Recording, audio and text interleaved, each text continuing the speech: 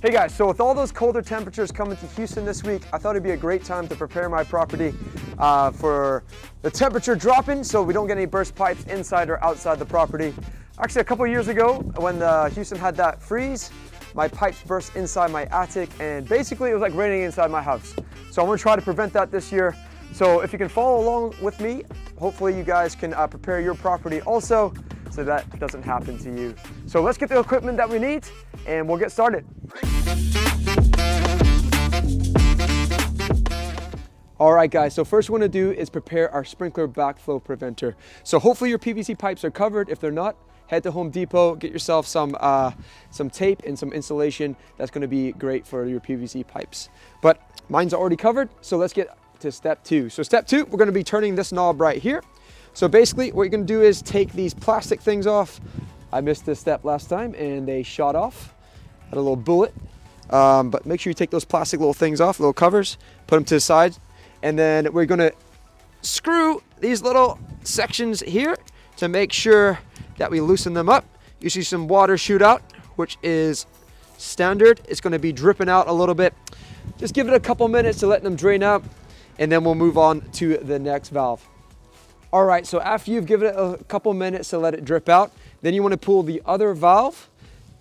All right, so how you know it's off is gonna be when it is an opposite line with the pipes. So as you see, they're both in an opposite line than the pipes. All right, so the additional step, this is a step you may not have to do, but I like to do just to make sure that I'm extra cautious that my pipes don't burst. First, I'm gonna wrap some towels around the sprinkler backflow preventer. Then I'm gonna grab some tape to make sure it's nice and secure and tight around the area. And then grab a trash bag just to put over the top to make sure it's a little bit water resistant and the towels don't get wet. The next step that you want to do is make sure all your outdoor faucets are covered. This is a faucet cover. You can get these pretty much anywhere, Amazon or any sort of Home Depot kind of store.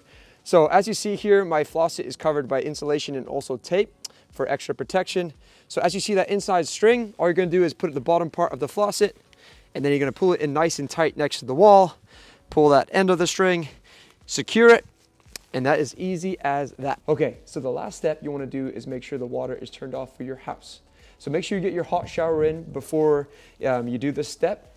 So you want to find your water valve for your house. Mine is in my garage. Yours could be somewhere else in your property. So basically all you do is turn it, the opposite direction to the pipe. So make sure it is going the opposite direction in the flow of the pipe, and that means your water is turned off.